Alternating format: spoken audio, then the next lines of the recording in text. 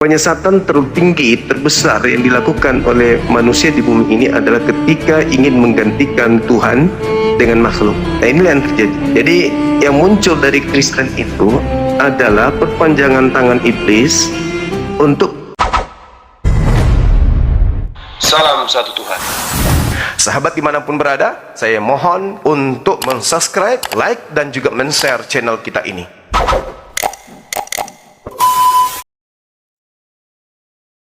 Selamat siang, Bang Juma. Selamat siang, Ibu. Iya, saya dari kemarin kan memperhatikan tuh pertanyaan Bang Juma, apa sih bukti ketuhanan Yesus? Terus kan Bang Juma memberi contoh misalnya tentang Musa yang oleh Tuhannya membelah laut. Iya. Kenapa Tuhan Yesus tidak menampilkan misalnya ketuhanannya dengan cara memindahkan gunung? Sekarang gini Bang Juma, kita ini kan manusia. Tuhan itu mau kita itu percaya, beriman, walaupun tidak melihat, namun percaya Bang Juma. Nah, kalau saya boleh berkata, yang suka petantang-petenteng memamerkan powernya itu biasanya malaikat Bang Juma. Kenapa mereka perlu seperti itu? Biar manusia berpikir itu Tuhan. Makanya malaikat-malaikat itu suka menampilkan power. Gitu loh Bang Juma. Nah, kan Tuhan Yesus katakan apa? Dia itu penuh kasih karunia dan kebenaran. Yohanes 1 ayat 14 ya, kalau nggak salah ya. Boleh buka kameranya? Silakan.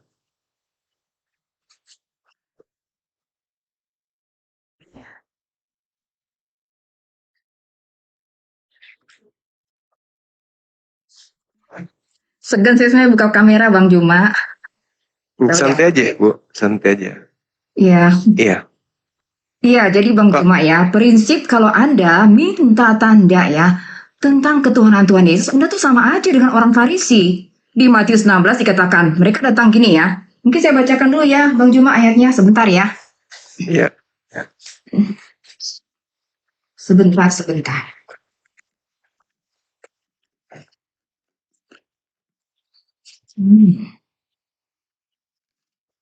Yes.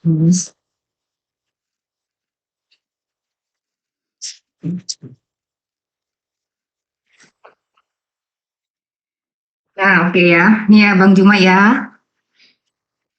Ini suaranya suaranya cukup jelas nggak Bang Juma? Iya. Bagus, Bu, suaranya. Oke. Ya. Kemudian datanglah orang-orang Farisi dan Saduki hendak mencobai Yesus. Mereka meminta supaya ia memperlihatkan suatu tanda di sorga kepada mereka.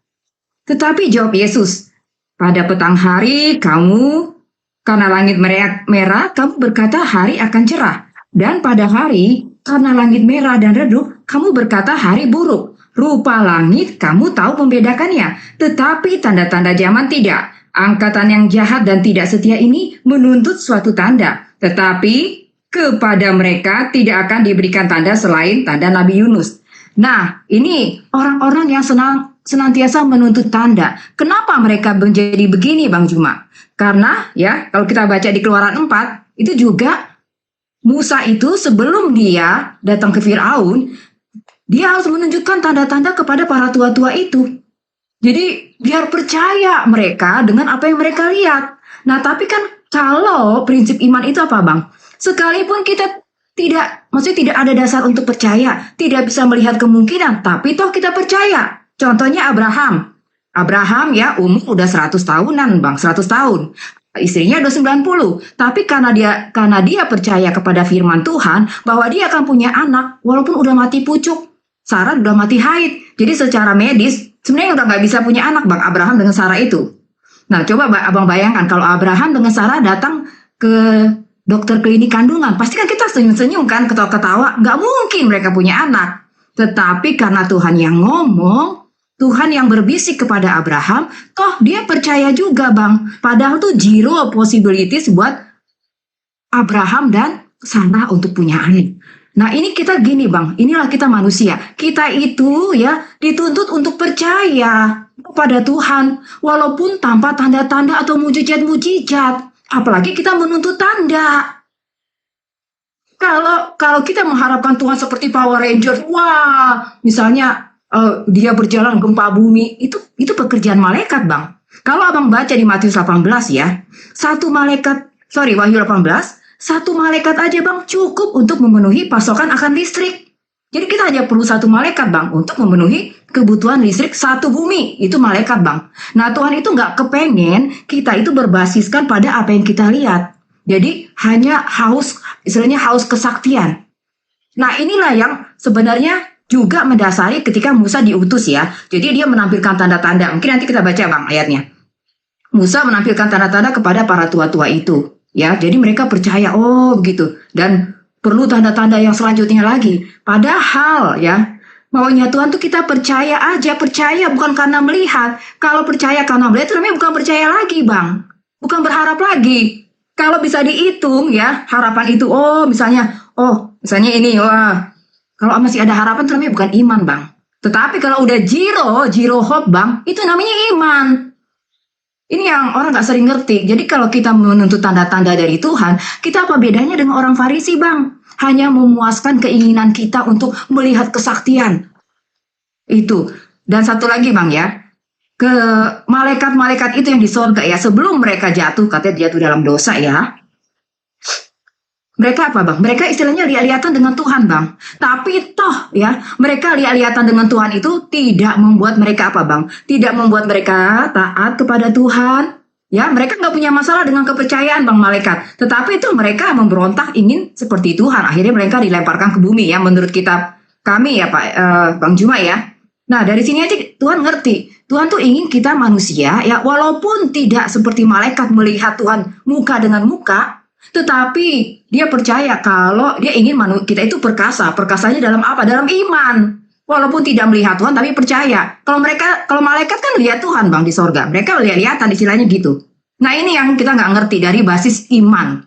Iman inilah yang maunya Tuhan Yesus, sekalipun dia tidak menunjukkan powernya seperti Power Ranger, tapi kita percaya kepada ucapannya, kita percaya pada kesaksiannya, itu yang penting, Bang. Dan yang paling penting, misi dia ke dunia ini kan untuk mengalahkan kuasa dari iblis, kuasa atas maut, atas dunia orang mati. Sehingga Daud berkata, engkau menebus aku dari lubang kubur. Ini yang paling penting, Mbak Juma, bukan hal-hal lain. Misalnya gunung, pindah buat apa?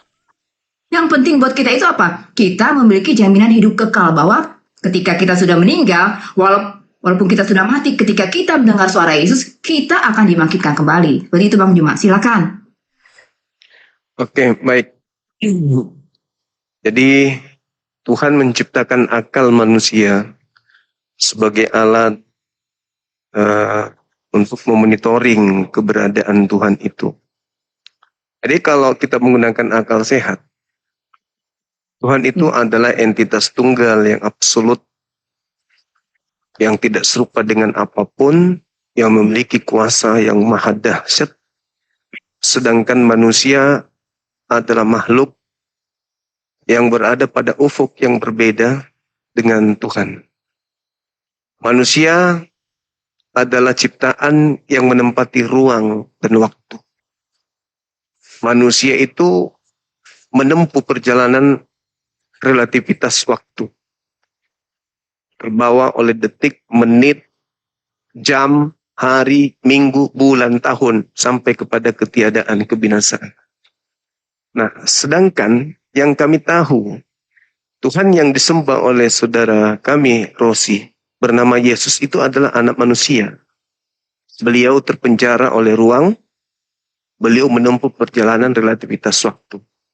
Sehingga bagi akal, tidak layak makhluk yang syarat dengan kelemahan untuk kemudian dijadikan sebagai Tuhan pencipta langit dan bumi. Itu sangat tidak layak. Itu yang pertama. Yang kedua, menurut Yesus dia bukan Tuhan. Yesus menurut akal sehat, Yesus bukan Tuhan. Yesus menurut Bible, Yesus bukan Tuhan. Yesus menurut hukum alam, Yesus bukan Tuhan. Yesus Tuhan hanya ada di gereja dan hati orang-orang Kristen saja. Sedangkan Tuhan itu tidak begitu. Tuhan itu harus memenuhi syarat sebagai pencipta oleh alam semesta. Tuhan itu bukan sebuah karya. Tuhan itu bukan sebuah cipta. Sedangkan yang berwujud itu adalah karya, itu adalah cipta. Karya cipta itu adalah buatan Tuhan. Yesus berada pada posisi itu. Jadi Yesus Tuhan hanya bagi orang-orang tertentu. Tetapi dia bukan Tuhan yang sesungguhnya. Kenapa? Karena dia berada pada ufuk yang lemah. Sedangkan Tuhan mustahil memiliki titik-titik seperti apa yang dimiliki oleh Yesus. Ngantuk, tidur, lapar, ketakutan, was-was, gelisah, dan seterusnya. Yang dimiliki Yesus itu tak ada satu titik menjadi unsur keilahian atau unsur ketuhanan. Tak ada bukti sama sekali. Tapi sekali lagi, bagi saudara-saudara kami Kristen kami hargai. Silakan Anda mentuhankan Yesus yang bagi kami hanyalah manusia biasa. Seperti itu Ibu, silakan. Iya, Bang Juma, saya tahu Anda memakai ukuran parameter dunia ya, Yesus jadi manusia. Kenapa, Bang? Sebenarnya ya saya kembali ya, Bang, bahwa saya tegaskan kembali apa yang kita alami di dunia ini dari kejadian sampai wahyu. Kan dikatakan Tuhan berkata, aku akan mengadakan permusuhan. Permusuhan ini antara iblis dan Tuhan. Di mana ya kalau Tuhan mau dengan kekuatan ilahinya atau katakanlah Power Ranger-nya, iblis bisa dimusnahkan 1 detik itu jadi kornet, Bang. Tetapi ya, iblis ini kan sebenarnya jabatannya Imam Besar Agung, Bang. Ini kalau menurut versi Alkitab kita ya. Jadi dia ya, tentu dia ini kan katanya pendakwa manusia siang dan malam. Di Wahyu 12 ayat 19. Jadi dia juga mendakwa Tuhan, menghakimi Tuhan. Dia mungkin gini, Tuhan kalau engkau menghancurkan saya dengan kekuatan ilahimu, ya saya gampang hancur lah. Tapi kalau engkau misalnya ya, jadi manusia, apakah misalnya ada yang percaya kepadamu? Apakah misalnya, maksudnya kalau engkau tidak menggunakan kekuatanmu, engkau bisa menaklukkan aku? Nah, pertanyaan-pertanyaan di belakang layar, Bang, yang seperti ini, yang tidak dipahami. Makanya saya kenapa selalu bilang kita itu perlu mengerti seluk-beluk iblis. Karena kalau kita nggak mengerti ini, Bang, ya, dalam takaran yang diizinkan di ayat-ayat Alkitab, kita tuh akan bingung kenapa Yesus jadi manusia. Karena ini sebenarnya pertarungan antara Tuhan dan iblis, gitu, Bang. Sebenarnya begitu, Bang. Yesus bilang di Kejadian 3 ayat 15, aku, kan maksudnya keturunanmu dan aku akan mengadakan permusuhan, ya, antara Tuhan dan iblis, maksudnya, Bang, bukan antara manusia dengan Tuhan, bukan. Manusia itu kan sebenarnya makhluk yang lemah. Jadi keturunan perempuan ini akan meremukkan kepalamu dan engkau akan meremukkan tumitnya. Itu maksudnya digenapi 4.000 tahun kemudian. Yesus digantung di kayu salib. Dia dengan kematiannya, Bang, dengan ketidakberdayaannya, dia nggak memberikan perlawanan kepada iblis, Bang. Dengan kematiannya dia mengalahkan kuasa maut. Dia turun ke dunia orang mati, menjemput bapak-bapak leluhur sesuai dengan Efesus 4 ayat 8 dengan 9 dan dia bangkit dari kematian dan naik ke surga itu membawa tawanan-tawanan itu, Bang. Orang-orang yang ditawan iblis di dunia kuburan. Itu yang seperti dinyatakan di Alkitab. Begitu, Bang. Jadi memang yang penting bagi Yesus itu apa? Mengalahkan kuasa maut iblis. Sehingga kita yang sebenarnya sudah mati karena dosa, kita dihidupkan karena Yesus bangkit dari kematian. Itu yang Yesus janjikan kepada kita yang dipastikan hidup kekal itu, Bang Juma. Jadi kalau berusaha memahami kok Tuhan Yesus jadi manusia, kita nggak bakal paham kalau kita nggak mengerti pikiran-pikiran di belakang itu. Pikiran-pikiran di belakang layar itu, Bang Juma. Gak bakalan. Ini saya juga mendapatkan hal ini juga dengan perenungan yang lama, Bang. Ngapain sih Tuhan jadi manusia repot-repot? Udah matinya disalib, diludahin, ditampar, ditelanjangin. Semua, Bang, semua aib ya. Kalau saya pikirin dengan kepala saya, Tuhan maksudnya dipermalukan segitu rupa, tapi dia terima semua gitu loh. Bukannya dia nggak bisa balas, Bang. Bukannya dia nggak bisa bunuh iblis, bisa, Bang. Jadi kornet detik itu juga 4.000 tahun yang lalu atau 6.000 tahun yang lalu, Bang. Ya, sejak di Taman Eden. Tetapi itu apa? Dia menunjukkan keadilan dan kasihnya bahkan terhadap musuhnya sendiri. Dan katanya kan gini di Roma 3 ayat 4. Semua orang adalah pembohong. Dan supaya setiap firman-Mu itu terbukti benar dan engkau menang jika engkau dihakimi. Siapa yang menghakimi Tuhan, Bang, kalau bukan musuhnya ini, mantan Imam Besar Agung ini? Memang di agama kalau yang lain-lain, Bang, ya, itu tidak menggambarkan peperangan antara Tuhan dan iblis itu nggak seseru di Alkitab.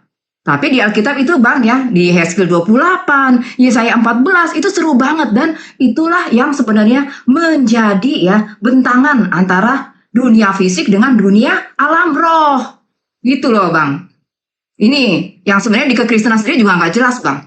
Sekali orang nggak ngerti. Ini saya mempelajarinya dengan maksudnya saya benar-benar memutuskan untuk belajar kepada Yesus dan benar-benar saya belajar tentang misteri iblis lah. Yang diizinkan di ayat-ayat Alkitab. Sehingga saya ngerti, oh kenapa Yesus jadi manusia. Untuk mengalahkan kuasa maut iblis dengan tidak menggunakan kekerasan Bang. Intinya begitu Bang. Untuk membebaskan kita dari alam kubur. Ya, Daud bilang di Mazmur 103 ayat 4 gini, engkau yang melepaskan aku dari lubang kubur. Ya kita buka dulu Bang ayatnya, biar saya kan nggak terbukti. Ya jadi memang kuasa maut ini Bang, yang coba dikalahkan oleh Yesus dengan kehadirannya sebagai manusia. Dengan menjadi manusia. Nah iblis kan juga nantang Bang, kalau kau jadi manusia Tuhan, apa bisa kau mengalahkan kuasaku, kuasa maut? Karena memang di Ibrani 2 ayat 14 dikatakan iblis yang berkuasa atas maut. Dan Galatia 3 ayat 22 dikatakan apa? Kitab suci mengurung segala sesuatu di bawah kekuasaan iblis. Itu artinya iblis berkuasa atas dimensi waktu, dimensi ruang, dan dimensi fisik Bang. Itu ya pemahaman saya kenapa semua ini terjadi. Yesus jadi manusia seolah-olah lemah. Kok dia mau aja digituin? Power Ranger dong Tuhan kita. Yang paling penting kan mengalahkan kuasa maut. Memang ada penguasa dunia ini Bang. Misalnya Genghis Khan atau siapapun dengan kekuasaan yang besar. Atau Alexander the Great yang bisa mengalahkan maut. Mereka semua dikalahkan maut Bang. Hanya Yesus yang mengalahkan maut. Dia yang perkasa itu Bang, sesuai dengan Yesaya 9 ayat 5. Tuhan yang perkasa, bukan perkasa Power Ranger gini Bang, ala malaikat. Itu mah gampang banget buat Tuhan. Tetapi ketika Tuhan menunjukkan dalam ketidak menggunakan kuasanya pun, ternyata dia menang melawan yang jahat. Dia menang melawan kuasa iblis. Dan ini kan pesan Tuhan Yesus, kalahkanlah kejahatan dengan kebaikan. Intinya gitu Bang. Makanya Yesus jadi manusia. Untuk menunjukkan mengalahkan yang jahat dengan yang baik Bang Juma. Lanjut. Oke, baik. Jadi apa yang menjadi pola keyakinan ibu sekarang ini itu adalah buah karya dari dari buah karya iblis. Kenapa saya katakan demikian? Karena ibu mencari bagaimana caranya supaya Yesus ini Tuhan. Aduh, Padahal Bang Juma kok ininya framingnya keras banget Bang Juma. Padahal Yesus Kok itu tega banget sih makhluk. Bang Juma, framingannya tuh tega banget. Mengapa Ibu nggak begitu sadar. teganya Bang Juma setelah pemaparan saya yang seperti itu? Ibu Aduh nggak Bang Juma. sadar.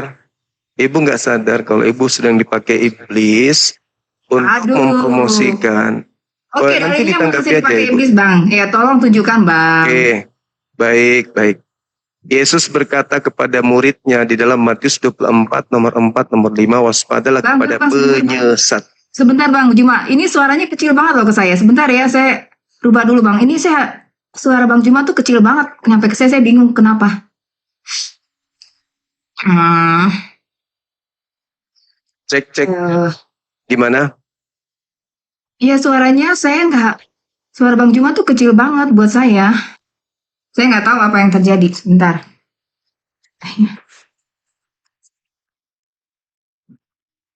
Kayaknya udah pol ya, tapi ya oke deh Bang. Oke. Ya. Iya, oke Bang. Nah, ini jelas nih. Ya, oke. Ya. Jadi Yesus sebelum Kristen muncul sudah memperingatkan murid-muridnya agar waspada kepada orang-orang Kristen yang akan datang memakai namanya. Oke, Bang Juma. Ya. Itu sudah dengar waktu 3 hari yang lalu ya kalau hari yang lalu. Waduh, Bang memakai, Juma, don't the same reason. Don't memakai nama Yesus. Another topic Bang Juma, change to another topic please. Memakai nama Yesus untuk menyesatkan banyak orang. Penyesatan tertinggi, terbesar yang dilakukan oleh manusia di bumi ini adalah ketika ingin menggantikan Tuhan dengan makhluk. Nah inilah yang terjadi. Jadi yang muncul dari Kristen itu adalah perpanjangan tangan iblis untuk menggantikan Tuhan langit dan bumi dengan makhluk asing yang mereka sembah bernama Yesus ini. Ini real terjadi. Andai saja saudara kita Kristen ini sezaman dengan Nabi Musa, maka Kristen ini tidak akan tersisa, mati semua dihabisi oleh Nabi Musa alaihissalam. Wah, dalam ulangan. Karena another genocide dong Bang ya. Another genocide.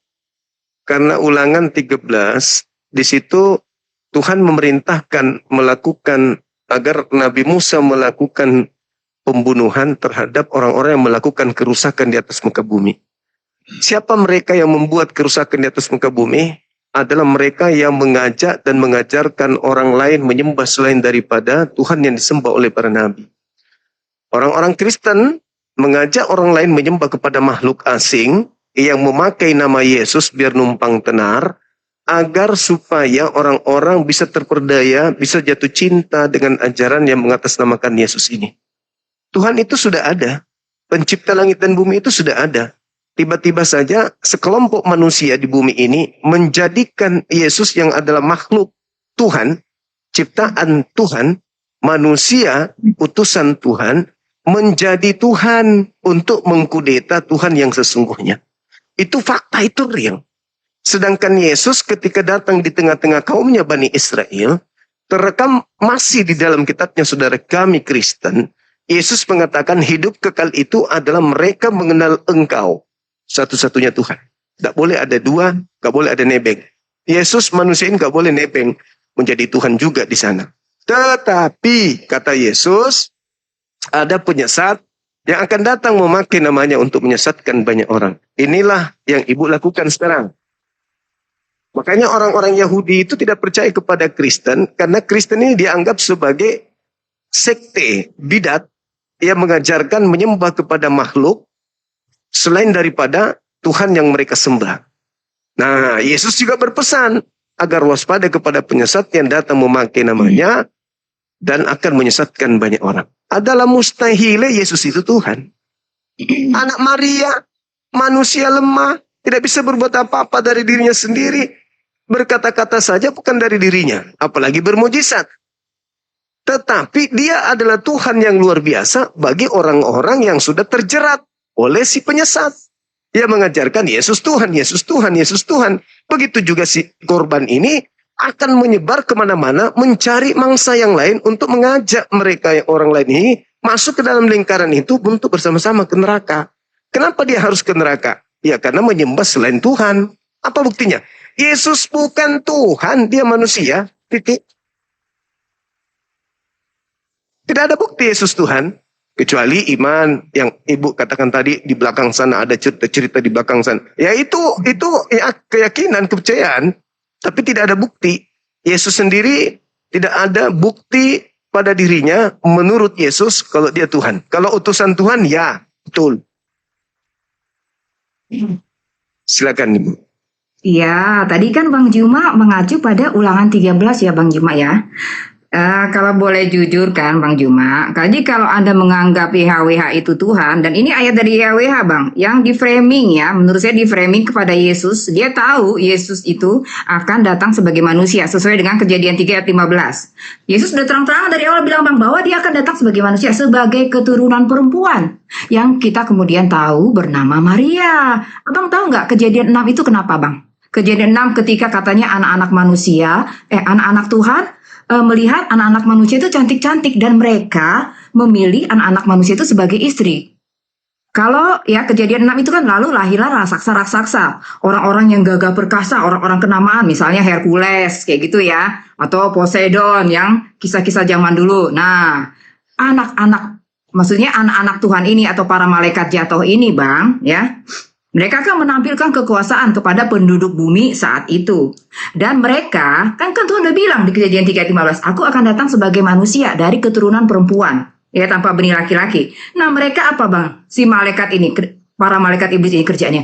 Perempuan semua digauli. Di Kejadian 6 itu kan perempuan itu semua digauli Bang. Makanya lahirlah raksasa-raksasa, manusia-manusia kenamaan di zaman purbakala. Ya, saya baca dia di maksudnya di literatur bangsa-bangsa kuno semua merekam kejadian ini, Bang. Air bah, terus soal-soal para makhluk-makhluk asing ini, Bang, yang kita sebut malaikat jatuh ya. Para malaikat jatuh, emang mereka tuh memberontak kepada sorga. Mereka meneruskan pemberontakannya di sorga. Nah, yang Kejadian 6 ini diserang, Bang. Jadi Kejadian 6 adalah serangan terhadap Kejadian 3 ayat 15. Mereka nggak mau Yesus lahir dari keturunan perempuan, makanya semua perempuan di zaman itu dikerjain Bang Juma. Ini orang Kristen juga nggak ngerti Bang. Kebanyakan orang Kristen pikirnya Tuhan itu apa Bang? Oh Tuhan itu hanya ini aja, menjatuhkan hukuman kepada manusia berdosa di zaman Nuh. Tidak, itu perbuatan dari para malaikat jahat. Jadinya mereka menyerang anak-anak perempuan manusia sehingga lahirlah makhluk-makhluk raksasa atau monster. Mereka ini pemakan daging dan peminum darah. Sehingga manusia pada zaman itu dikatakan apa bang? Hampir musnah. Bumi penuh dengan kekerasan. Kejadian 6 ayat 5 ayat 11 itu menggambarkan bumi itu penuh dengan kekerasan dan manusia hampir musnah. Air bah itu untuk menyelamatkan manusia dari serangan iblis dan para raksasa ini. Mereka dipenjara bang. Di Wahyu 19 ayat 4 dikatakan empat malaikat di penjara ya, karena yaitu perbuatan mereka ini yang melanggar ya istilahnya ya, melanggar dari ketetapan Tuhan. Dan banyak juga yang di bawah-bawah air bang, di sungai itu bang, seperti itu. Oke, baik, kita sapa dulu Saudara Mikael. Semangat siang, Rabbinik siang dari Kristen abang. Saya Dari Kristen. sebagian Kristen, sebagian Rabbinik bang. Maksudnya, kalau Saudara Mikael ini Kristen. Halo Saudara Mikael, Iya, halo. Kristen abang. Iya, saya Kristen, Bang. Oke, Rabbinik boleh buka kamera. Halo bang, Iya, halo. Baik. Jadi saya tanggapi dulu, nanti teman-teman bisa gantian untuk menanggapi pernyataan saya.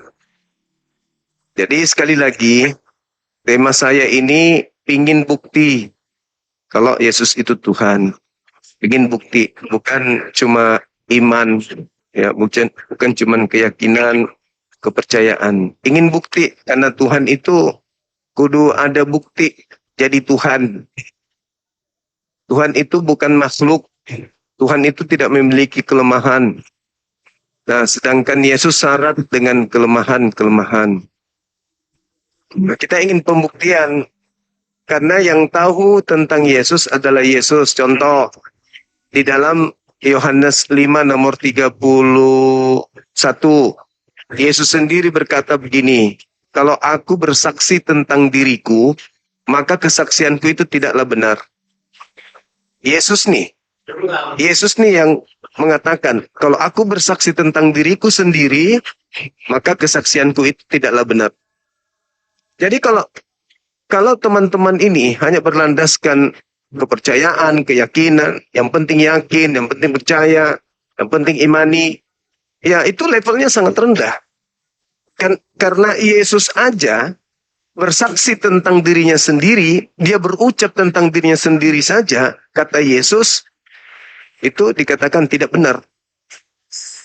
Harus ada yang menjadi validasi dari Bapa yang mengutusnya. Nah, sedangkan teman-teman saya menjadikan Yesus itu Tuhan tanpa validasi Yesus, apalagi Bapa yang mengutusnya. Jadi ini hanya semata-mata imani saja. Tidak ada validasi. Sekali lagi, Yesus berkata, jikalau aku bersaksi tentang diriku sendiri, maka kesaksianku itu tidaklah benar. Jadi bagaimana mungkin saya percaya kesaksian-kesaksian saudara kami Kristen yang mengatakan Yesus itu Tuhan. Sedangkan Yesus tidak mempersaksikan itu. Kalaupun Yesus mempersaksikan itu, Bapaknya tidak mempersaksikan. Berarti tidak benar. Jadi adalah hal yang sangat berat dan mustahil kalau saudara-saudara bisa membuktikan itu. Silakan. Ya, Bang Juma mungkin skip ya, Bang Juma itu Matius 17 ayat 5 ya, dikatakan awan terang turun dari sorga, lalu ada suara terdengar dari langit, Bang. Inilah anak yang kukasihi, kepadanya lah aku berkenan. Petrus menyatakan ya, itu suara dari yang maha tinggi, dari Bapa di sorga, Bapanya Tuhan Yesus, yang memberi kesaksian tentang Yesus bahwa inilah anak yang kukasihi. Kalau anak Tuhan, ya itu kan bagian dari diri Tuhan juga, karena sebenarnya Yesus itu adalah terang yang keluar dari sumber terang. Jadi anak ini juga adalah Tuhan, Bang. Ini kesaksian dari Bapa ya, Bang Juma. Ada lagi waktu Yohanes 12 ayat 29. Jadi Bapa ya berseru, ya dalam bentuk suara guntur, itu didengar oleh orang-orang yang mengatakan bahwa dia harus dia akan kembali meneguhkan nama dari Yesus. Jadi menurut saya buktinya udah ada Bang, Matius 17 ayat 5 dan Yohanes 12 ayat 29, di mana Bapa sendiri turun tangan ya dalam wujud awan terang ya, dan suara yang terdengar seperti suara buntut di telinga orang. Bagi saya sih itu udah cukup.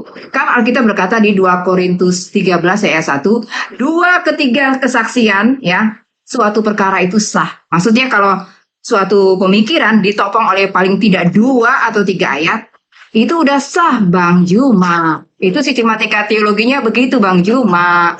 Oke? Ya. Jadi sekali lagi Bu, Bapak bersaksi Yesus itu anak. Kalau Bapak bersaksi dia anak, berarti Bapak bersaksi Yesus itu hamba. Anak itu hamba.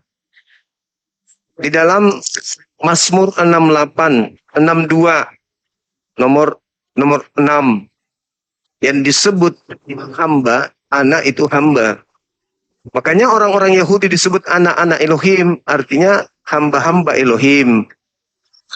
Nah, lagi-lagi, kalau dia hanyalah anak, berarti sekali lagi dia bukan Tuhan.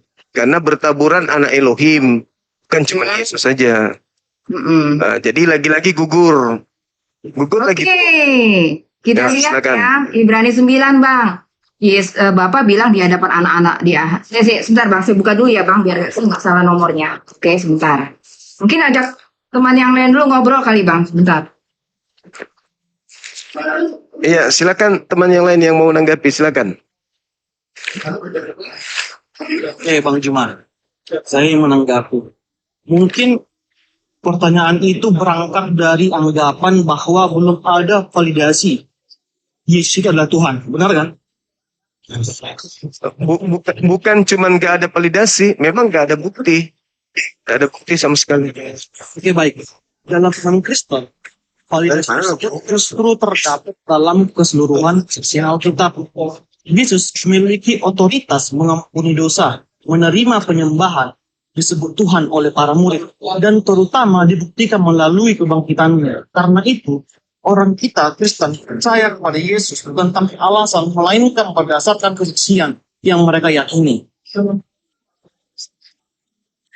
Kalau kesaksian orang Bang, Yesus kan mengatakan tadi di Yohanes 5:31, kalau aku bersaksi tentang diriku sendiri, kesaksianku itu tidaklah benar.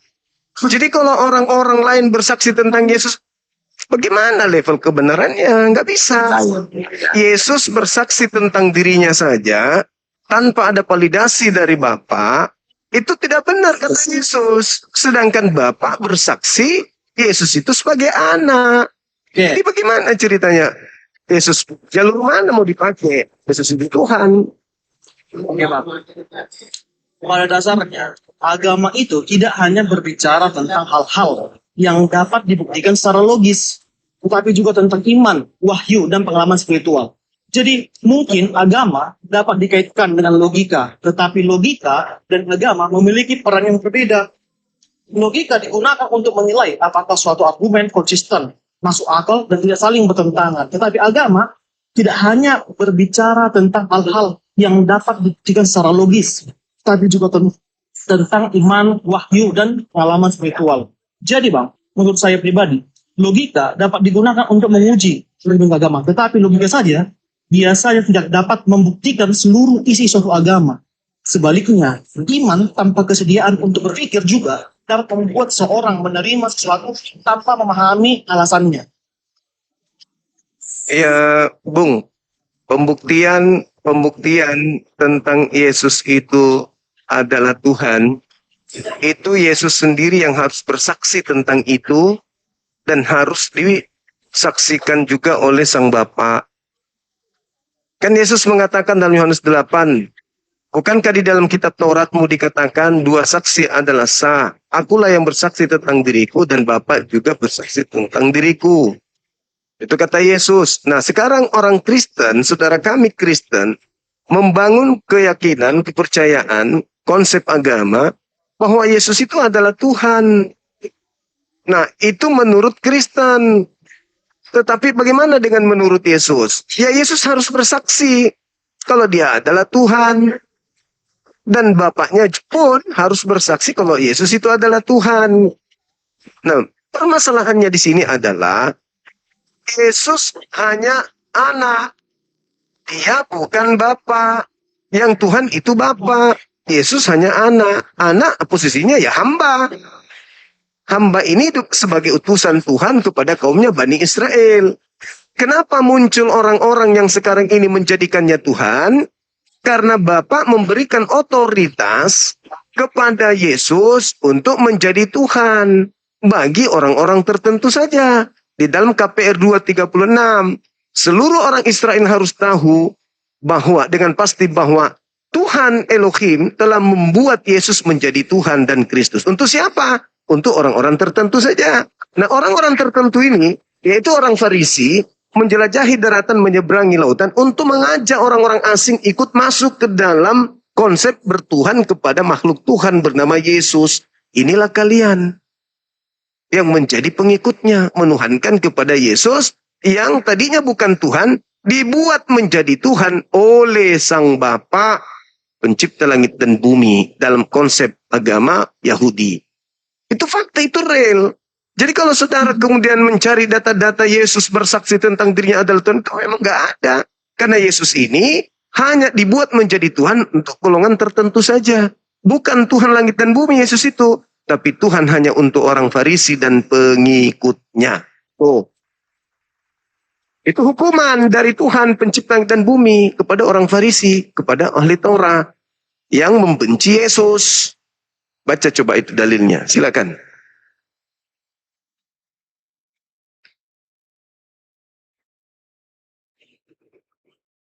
Oh, tadi Bang Juma ngomong ke saya. Abang ini, silakan. Ya, halo Bang Juma. Kembali yang bilang Iya. tadi, bahasanya itulah kepercayaan kami kan begitu. Dan pada dasarnya, kalau menurut kami, bahwasanya Yesus itu adalah Tuhan kami.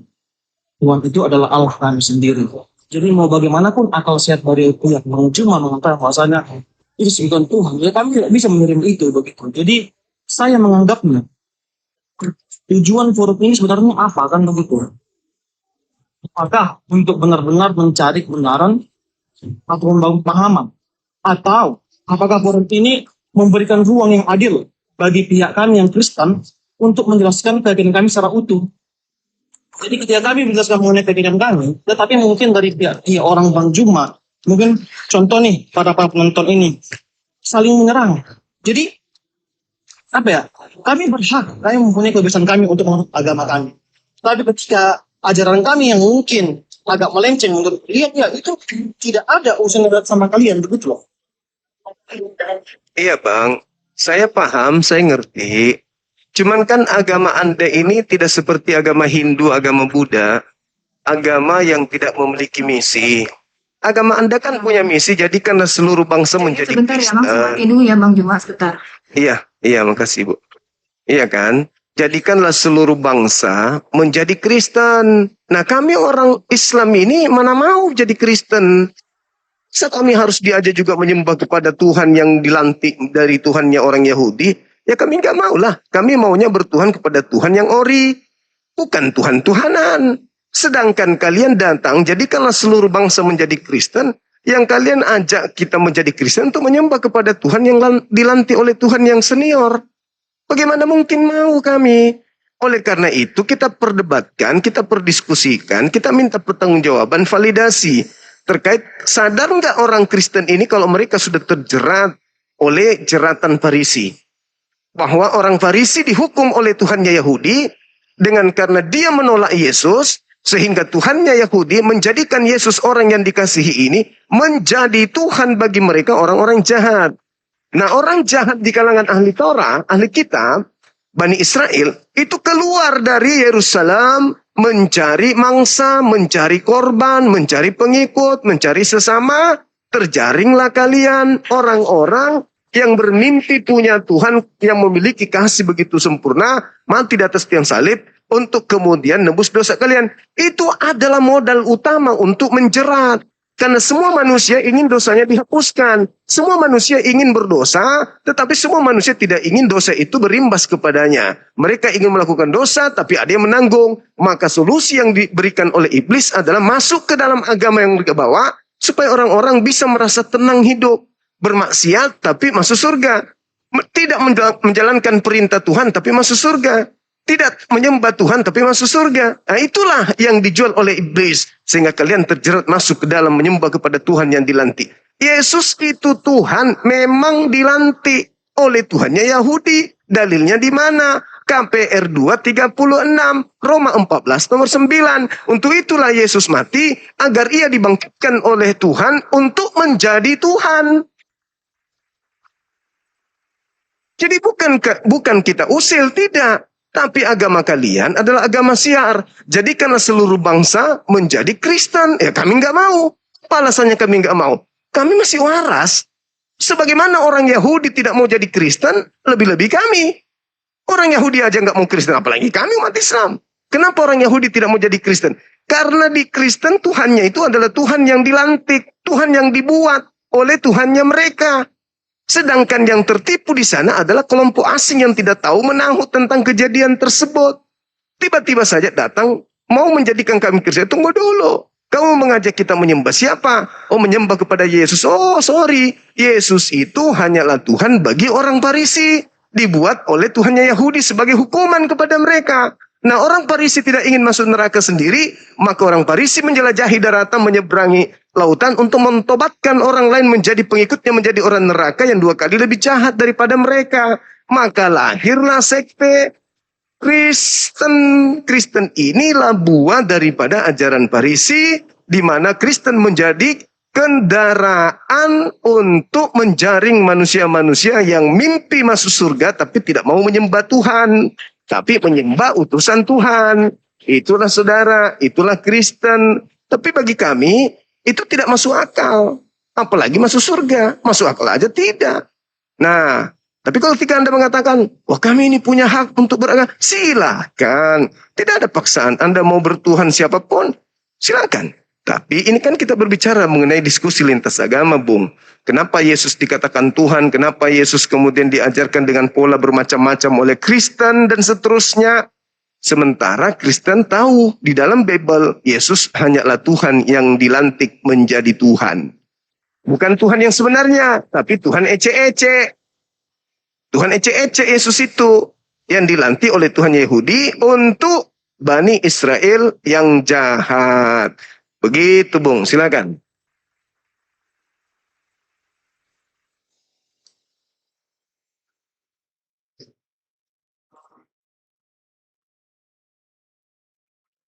Udah, mic-nya. Ya. Ya, tetap dari apa yang mau bilang itu saya hargai. Itu mungkin dari perspektif orang abang ya saya hargai. Tapi bagi saya ini tetap bahwasanya Tuhan itu, Yesus itu adalah Tuhan. Tuhan adalah Allah. Iya, silakan. Itu iman saudara, silakan. Tidak ada yang larang itu, Bang. Nah, tetapi dari lain abang ini saya lihat dari kemarin itu menggiring bahwasanya gini loh, kalau emang ini dasar untuk diskusi, ini silakan berdiskusi. Tetapi ketika kami memberikan tanggapan, jangan kamu bilang bahwasanya kami salah. Kan begitu. Nah itu, Anda bilang ini diskusi lintas agama. Dan kami beranggapan bahwasanya ini dulu santai. Kami memberikan mengenai pandangan kami. Tetapi ketika kami memberikan pandangan, abang mencelah di situ. Bahwasanya apa yang kami diskusikan, apa yang kami berikan segmen itu, bahwasanya semua salah. Kan begitu. Bukan. Saya malah mengatakan bahwa Yesus itu memang Tuhan untuk sekelompok manusia, termasuk Kristen. Tetapi sebagai saudara, wajar saya ingatkan bahwa Yesus itu Tuhan hanya untuk orang jahat. Yesus bangkit dari kubur sebagai tanda untuk orang jahat. Dalilnya Matius 12:38-40. Anak manusia akan keluar dari kubur sebagai tanda kepada orang-orang jahat. Jadi siapakah di antara agama Islam dan Kristen yang setiap tahun memperingati kebangkitan anak manusia dari kubur? Ya Kristen. Berarti tanda itu diberikan kepada Kristen. Sederhana bukan? Itu kan pelajaran, itu yang harus dihargai itu. Tapi kalau dikatakan Anda harus menjadi Islam, oh nggak boleh. Saya tidak punya hak, nggak boleh. Cukup saya menyampaikan bahwa pola yang Anda bangun, agama Anda benar, Anda masuk surga. Nggak salah kan sebagai saudara saya mengingatkan, kalian hanya bermimpi. Yesus tidak pernah menjanjikan orang masuk surga bagi mereka yang menyembah dirinya, itu nggak ada. Justru Yesus menjanjikan surga bagi orang yang percaya dan mengenal dirinya sebagai rasul. Bukan sebagai Tuhan. Di mana dalilnya? Yohanes 17 nomor 3. Hidup kekal itu adalah mereka mengenal aku Yesus sebagai yang diutus. Yang diutus berarti rasul. Kalau mau hidup kekal, kenal Yesus sebagai rasul. Jangan kenal Yesus sebagai Tuhan. Tuh kata Yesus, bukan kata saya. Tapi lagi-lagi ada kekuatan di luar itu yang harus mentuhankan Yesus. Siapa? Kalian harus mentuhankan Yesus. Perintah siapa? Maaf, iblis. Bukan perintah Elohim, bukan perintah Bapa. Tuhankanlah anakku, nggak ada. Bapa mengatakan begitu besar kasih karunia Tuhan akan dunia ini sehingga ia menganugerahkan anaknya yang tunggal yaitu Yesus katanya. Siapa yang percaya Yesus tidak binasa, melainkan memperoleh hidup yang kekal. Yesus mengatakan apa pada dirinya? Kesaksiannya apa? Dia Tuhan atau dia utusan Tuhan? Kesaksiannya dia adalah utusan Tuhan. Ia percaya kalau mau hidup kekal. Jangan tidak percaya dengan mengikuti pola yang dimana Tuhan mengatakan bahwa dia melantik Yesus sebagai Tuhan. Dimana Yesus mengatakan orang Farisi celaka karena menyeberangi lautan, mentobatkan orang menjadi orang neraka. Kok malah lebih percaya itu? Kenapa nggak percaya Yesus? Bahwa Yesus mengatakan hidup kekal itu adalah mengenal aku sebagai utusan Tuhan. Titik. Nah, kenapa harus mengikuti kekuatan gelap yang harus menuhankan Yesus sementara Tuhan sudah ada langit dan bumi? Tuhan yang datang kepada Abraham adalah Tuhan langit dan bumi. Yang datang kepada Musa adalah Tuhan langit dan bumi. Yang datang kepada Daud, Salomo, Tuhan langit dan bumi. Yesus mau Tuhan di mana lagi? Sementara sudah ada Tuhannya di langit, sudah ada Tuhannya di bumi. Yesus mau Tuhan di mana? Di laut. Ya, bukankah laut itu bagian dari bumi? Tidak ada coupling untuk Yesus menjadi Tuhan selain di gereja doang. Itu fakta, Bang. Silakan. Ya, sudahlah Bang, cuma memang perspektif dari Abang mungkin nggak bisa disamakan dengan kami kan begitu. Jadi ya itu saya hargai juga. Tapi dari cara Bang Juma membilang bahwasanya kami bermimpi, bahwasanya kalau kami meyakini Yesus, bahwasanya kami bermimpi dan masuk surga. Itu mungkin statement yang tidak bisa kami terima kan begitu. Ini sama saja dengan kita melakukan pelecehan verbal kepada apa yang kami sembah. Bukan begitu kan? Yesus mengatakan apa, Bang? Yesus mengatakan apa? Hidup kekal itu surga. Banyak data yang dilanggar oleh orang Kristen. Contoh, Matius 5:19. Barang siapa yang meniadakan hukum Taurat, meskipun yang paling terkecil, lalu mengajarkan kepada orang lain, maka dia akan menempati tempat terendah di dalam kerajaan langit. Pertanyaannya, apakah Kristen meniadakan hukum Taurat meskipun yang paling terkecil? Jawaban yes. Apakah orang Kristen meniadakan hukum Taurat meskipun yang paling terkecil? Iya. Nah, kata Yesus menempati apa? Neraka atau surga? Surga. Di mana dalilnya itu? Meniadakan hukum Taurat meskipun yang paling terkecil, kata Yesus, dihukum neraka. Kok masuk surga? Nah, inilah yang saya katakan. Bahwa sebenarnya apologet Islam itu adalah penolong bagi kalian, juru selamat bagi kalian. Karena selama ini kalian beriman, percaya karena doktrin, bukan karena Yesus. Yesus mengajarkan A, doktrin kalian mengajarkan Z. Yang kalian praktikkan Z, sementara Yesus mengajarkan A. Begitu, Bung. Memang nggak ada jalannya Bang, kalau sama kau diskusi memang. Kau bertahan sama aku sendiri. Saya bertahan terhadap dalil, saudaraku. Anda bertahan terhadap dogma. Coba. Kita uji nih. Yesus mengatakan kita memperoleh hidup yang kekal dengan cara mengenal Yesus sebagai utusan Tuhan atau sebagai Tuhan. Coba jawab. Bentar Bang, sebelum itu. Kita ngapain berdebat menghakimi keyakinan agama lain? Itu loh. Kok menghakimi? Itu menghakimi Bang. Itu menghakimi. Sekarang agama Anda apakah ada amanat agung untuk mengkristenkan orang lain? Ada. Nah, itu dia yang kami bantah. Enak aja. Itu kan masih amanat. Dalam artian gini loh, jika orang tersebut tidak mau diajak, ya udah. Kami nggak mau pemaksaan. Loh, Gini loh. itu Anda masuk neraka kalau Anda tidak menjadikan. Itu kan perintah. Jadikan. Itu perintah. Anda harus menjadikan. Kalau tidak Anda berdosa.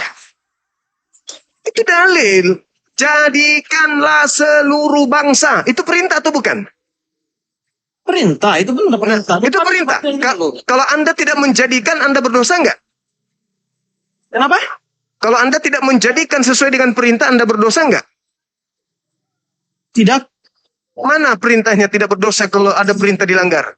Anda diperintahkan, jadikan seluruh bangsa menjadi muridku. Perintah nggak itu? Perintah. Anda harus menjalankan perintah itu. Kalau Anda tidak menjalankan, Anda berdosa. Sekarang permasalahannya adalah, emang kamu pikir kami ini, kamu ini pikir kami pemakan babi segampang itu mau jadi pengikut Kristus? Ya nggak bisa dong. Maka terjadilah dialog seperti ini. Karena Anda memaksakan kehendak untuk mengkristenkan kami. Oh nggak bisa. Kami orang berakal. Kalau di Islam beda. La ikraha fiddin. Jangan kau paksa orang masuk Islam. Kalau di agama Anda, jadikan seluruh bangsa. Pergilah seluruh dunia, jadikan seluruh bangsa. Beritakanlah Bible ke seluruh bangsa. Yang tidak percaya akan dihukum. Itu dalil. Kalau di Islam ada nggak seperti itu? Nggak ada di Islam. Serulah manusia kepada jalan Tuhanmu dengan kebenaran. Termasuk yang saya lakukan ini menyeru kepada jalan Tuhan dengan cara yang benar. Anda mau terima silakan. Anda tidak terima silakan. Tapi kalau di agama Anda jadikan. Apa itu? Itu perintah itu. Itu perintah. Abang bersekeras bahwasanya di kami ada dalil yang buat misalnya jadikan seluruh bangsa menjadi muridku, benar kan? Iya. Dalam pemahaman Kristen, Bang. Nah, Tidak bermaksud untuk memaksa. kata siapa? Dipahami sebagai panggilan untuk memberitakan Injil. Bukan Jadikan. percaya. Jadikan Ini itu. dengan ajaran Yesus, Bang, tentang kasih kepada sesama dan penghormatan Wah, terhadap beda. setiap orang. Beda. Kalau ada beras disuruh menjadikan bubur, gimana ceritanya? Harus dijadikan bubur. Makalah penggalan kalimat di dalam data itu apa? Baptislah mereka dalam nama Bapa, Anak dan Saya Roh. bilang tadi, Bang, makanya tadi saya bilang bahwasanya beda perspektif itu, beda pengertiannya. Kan begitu tidak saya bilang. Jangan semua abang logika kan dalam segala hal itu semua sama. Kan begitu. Apa? Beda pemahamannya, Bang. Beda pemahamannya. Jangan Anda menggiring opini seakan-akan agama kami ini agama yang sesat. Jangan Memang seperti itu, Bang. sesat. Nah, Yesus yang mengatakan sesat kok, bukan aku, sekarang gini. Yesus. Nah, sekarang gini. Bukan Tadi hanya Anda bilang sesat bahwasanya aja, ini diskusi tapi orang lintas neraka, kata Yesus. Bentar. Tadi Anda bilang ini diskusi lintas agama. Benar kan? Ah, yes. Tetapi banyak statement Anda memaksa kami untuk mengakui bahwasannya agama kami salah. Ini kan diskusi namanya. Yesus yang mengatakan, dengar dulu. Yesus, Jangan ada dengar sesat, dulu. Bang. Jangan sesat, Bang. Dengar. Jangan gini, bentar, Bang. Yesus yang mengatakan Kristen itu orang neraka, bukan aku. Yesus yang mengatakan, kalian orang neraka Kristen ini, bukan aku yang mengatakan itu. Saya hanya menyadarkan, saya hanya memberi peringatan doang. Gini, Bang. Kalau emang pada dasarnya tujuan abang membuat forum ini hanya untuk mencari cuan, silahkan. Tapi jangan menggiring ini dan enggak. Itu beda. Jangan. Manfaatkan mungkin saudara kita yang muslim mungkin yang mungkin punya kebencian dengan kami jadi makin benci. Tidak ada Islam benci kepada Kristen, gak ada yang ada Kristen benci kepada kami. Sekarang abang saya tanya. Setiap kita berdiskusi, mungkin ada selama kita yang mungkin orang Kristen yang naik nih sama abang diskusi. Ketika pemahaman dia mungkin belum setinggi abang lah kita bilang. Tetapi apa-apa, abang mencela dia. Kau kayak babi, monyet. Kalau dia menghujat, dia iyalah supaya menjadi pelajaran, supaya jangan menghujat, supaya dia belajar, supaya dia paham. Sekarang saya tanya sama Anda, apakah Anda ada saya katakan babi, anjing? Enggak. Kenapa? Karena Anda berdialog dengan baik, meskipun Anda keras, tegas, tapi Anda tidak menghujat. Bagi saya, saudara Kristen itu adalah lawan diskusi.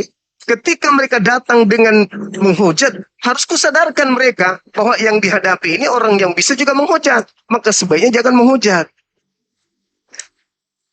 Iya, Sikon. Saya cuma satu tersinggung. Bahwasanya abang bilang bahwasanya agama kami adalah agama sesat. Yesus yang mengatakan itu bukan aku. Kenapa Anda nggak marah kepada Yesus? Anda Manusianya Bang, di mana? Oke, baik. Di dalam Matius 7:22-23, Yesus berkata, pada hari terakhir nanti banyak orang berseru kepadaku, Tuhan, Tuhan, Tuhan. Bukankah kami bernubuat pakai namamu, bermujizat pakai namamu, mengusir setan pakai namamu juga? Pada saat itulah aku, Yesus, akan berterus terang kepada mereka, penyahlah daripada aku tidak mengenal kalian, kalian semua adalah pembuat kejahatan.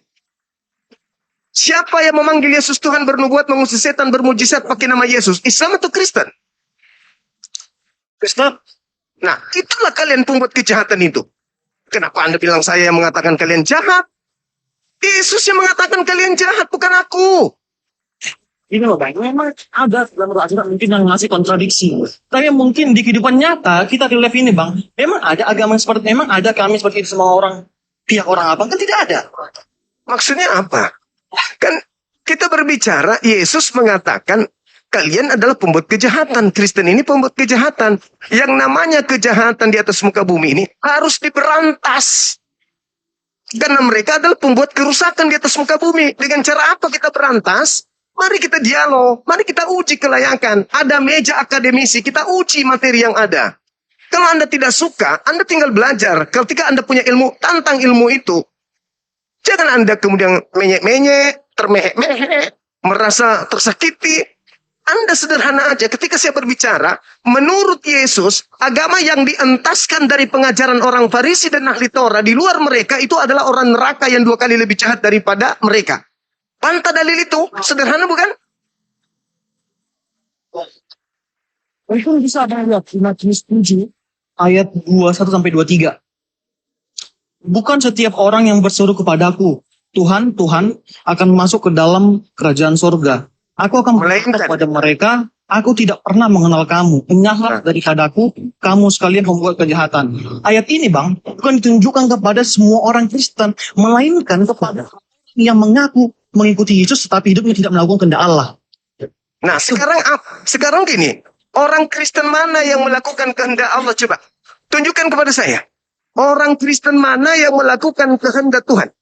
Kehendak Tuhannya Yahudi. Bukankah Tuhannya Yahudi harus menegakkan jangan ilah lain, ada ilah lain. Kalian telah membuat anak Maria menjadi ilah selain dia. Bukankah Tuhannya Yahudi mengatakan sunat itu adalah perjanjian kekal? Makan babi itu adalah larangan kekal. Ibadah Sabtu itu adalah ibadah kekal. Tidak boleh diganti. Apakah kalian melakukan itu? Tidak sama sekali. Berarti kalianlah yang diusir. Iya Bang, memang kan saya bilang apapun argumen kami, abang selalu bantah karena Anda beda perspektif. Anda bertentangan dengan ajaran Yesus. Intinya itu di situ. Kristen itu anti Kristus. Kristen itu anti Yesus. Asal Anda tahu. Aduh, udahlah Bang, memang nggak ada jalan keluarnya Bang. Bagi kami, Jalan keluarnya, lembutkan hati Anda, gunakan akal sehat, jangan dogma gereja yang Anda besarkan dalam beragama. Kalau Bang, saya dari kecil mengenal agama itu sendiri. Saya pada seperti Yesus. Udah banyak pergumulan yang terjadi dalam diri saya sudah alami sendiri bagaimana sih Yesus bekerja dalam diri saya, dalam hidup saya. Jadi nggak bisa Anda memaksa kami untuk berpikir bahwasanya Kristen adalah sesat. Itu salah Bang. Yesus yang mengatakan itu bukan aku loh. Iya, itu bilang abang yang salah mengartikan. Bilang, Bukan saya yang salah mengartikan. Bahwa siapapun yang mengaku percaya kepadanya, tetapi tidak melakukan kehendak Allah, dapat disebut sebagai pembuat kejahatan. Yang tidak dapat melakukan kehendak Allah. Berarti bukan semuanya Bang. Sekarang saya tanya. Makan babi itu kehendak Allah atau bukan? Apa? Makan babi itu kehendak Allah atau bukan? Iya. Kehendak Allah makan babi? Iya. Nah itulah errornya kalian. Kehendak Allah jangan makan babi. Kalian putar-putar kan? Kenapa? Kalian penyesat. Makanya Yesus mengatakan kalian semua adalah pembuat kejahatan. Karena kalian penyesat. Anda selalu membantah perintah Allah. Tapi Anda selalu mengatakan kalian itu pengikut Tuhan. Gimana ceritanya? Nyata-nyata Anda sesat. Jangan kau makan babi. Sebab itu haram bagimu. Kalian berpesta dengan babi. Melanggar enggak tuh? Gini Bang, oke, kalau Abang bilang babi itu haram atau enggak sih? Apakah itu kehendak Allah? Mungkin Abang bisa lihat di Markus 7 ayat 18-19. Itu bukan ucapan Yesus. Baca. Banyak orang Kristen sebagai ajaran bahwa makanan tidak Itu bu- Itu kan ajaran Yesus. Udah bilang. Itu bukan ajaran Yesus. Yesus tidak pernah menghalalkan babi. Kata Yesus dalam Lukas 16 nomor 17. Sebelum langit dan bumi lenyap, setitik dari hukum Taurat tidak boleh batal. Kata Yesus itu. Lebih mudah langit bumi lenyap daripada setitik dari hukum Taurat itu dibatalkan. Emang langit bumi sudah lenyap? Kan belum. Terus kenapa kalian makan babi? Gitu loh. Giliran diingatkan tersinggung. Padahal dibimbing kepada ke jalan yang benar. Marah. Ada Yesus menghalalkan babi. Di mana Yesus menghalalkan babi? Ini ya Bang ya, makan babi itu bukan perintah Allah, tetapi makan babi juga bukan dosa. Karena orang Kata siapa percaya bukan bahwa dosa? larangan makanan dalam hukum Taurat tidak lagi mengikat di bawah perjanjian baru. Nah, siapa yang bikin perjanjian baru? Saya bilang tidak Siapa lagi yang mengikat. bikin perjanjian? Siapa yang bikin perjanjian baru? Siapa? Hah? Pengarang-pengarang, wartawan-wartawan lepas yang tidak dikenal oleh siapapun selain bapak-bapak gereja. Anda pakai karangan mereka untuk membatalkan hukum Tuhan. Inilah kalian disebut penyesat oleh Yesus. Emang Yesus mengenal perjanjian baru? Emang Yesus pernah baca buku Lukas? Emang Yesus pernah mengenal 13 buku Paulus itu? Enggak pernah. Makanya disebut 2 kali lebih jahat dan kalian orang neraka. Kenapa? Kalian mengarang hukum sendiri menggantikan hukum Tuhan. Ada Tuhan mengajarkan kalian ke gereja? Ada. Ada Tuhan mengajarkan ke gereja? Ada. Tertulis di mana itu? Ada Tuhan mengajarkan kalian sembahyang hari Minggu? Ada. Siapa yang ngajarin itu?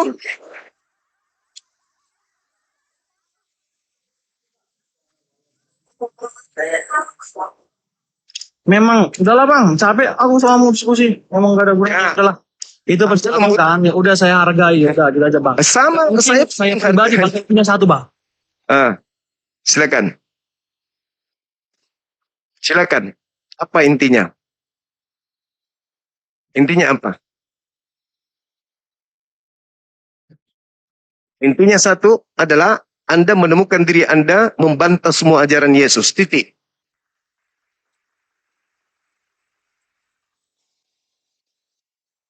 Udah aku bilang saya juru selamat buat kalian. Kalian nggak percaya. Akulah juru selamatmu. Bang Suma adalah juru selamat bagi orang-orang Kristiani untuk sampai kepada pengajaran yang betul. Kok kau pula penyelamat? Ya kalau aku bukan penyelamat, lalu siapa lagi Udahlah, menjadi penyelamat? cuma thank you buat waktunya diskusinya. Apa yang saudara ingin katakan tadi barusan? Yang penting nggak kau lah. Yang penting kau siapa? Yang penting nggak kau lah. Kau yang manusia biasa. Yang apa? Yang memanfaatkan keadaan untuk mencari cuanmu sendiri, kepentinganmu sendiri. Udah itu aja. Jangan Terserah. menggunakan akal sehatmu sendiri untuk membuktikan bahwa agama orang lain salah. Saya hanya menitipkan Udah, pesan Pak. buat saudara. Saudara itu Udah. yang baik. Saya Anda- cuma menitipkan pesan Tidak, ini. ayo. Pelajari Kalau apa Bible-mu pesan, dengan silahkan. baik. Ikuti instruksi-instruksi Yesus. Jangan ikuti instruksi yang lain. Itu aja. Itu pesan saya. Oke lah. Siap lah. Ya. Cuma siap lah. Oke. Amin. Makasih Bang. Yuk.